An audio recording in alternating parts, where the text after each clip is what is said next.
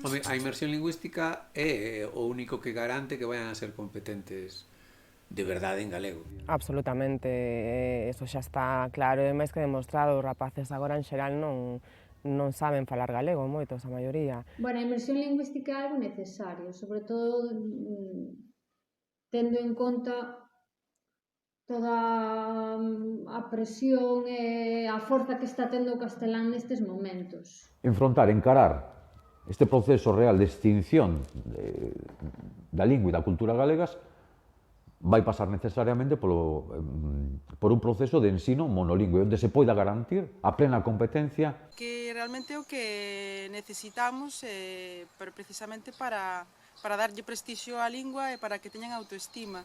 Claro, fai que a lingua non sexa só a linguaxe da familia ou a linguaxe da escola, e que a lingua para todo, para divertirse, incluso para ver os debuxos na tele, para todo. A ver, no noso caso, para min era a maneira de manter a nosa normalidade. Nos facemos a vida 100% en galego e era unha maneira de continuar con esa normalidade, polo menos de momento. E iso é o que se consegue na semente, ou seja, normalizando a situación, ou seja, que a lingua sexa, a tua lingua sexa o normal en todas as circunstancias.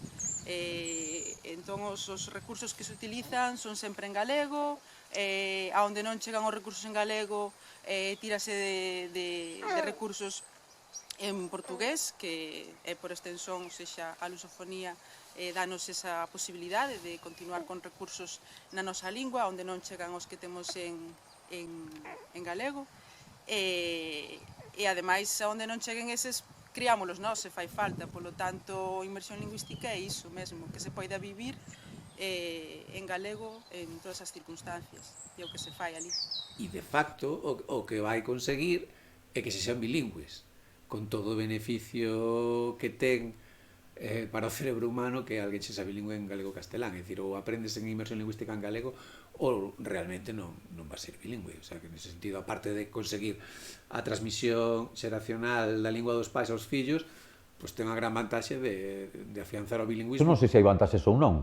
O que hai de certo é que penso que este ano se cumplen os 40 anos das primeiras aulas en galego, tanto no ensino público ou privado.